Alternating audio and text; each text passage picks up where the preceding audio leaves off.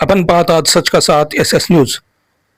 उदगीर तालुक्यातील वाळवणा येथील एका युवकाने कबाड कष्ट करून पोलीस दलामध्ये त्यांची निवड झाली आहे।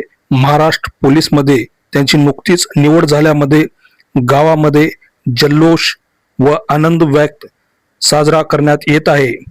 गावातील युवकाने त्यांचा सत्कार केला आहे।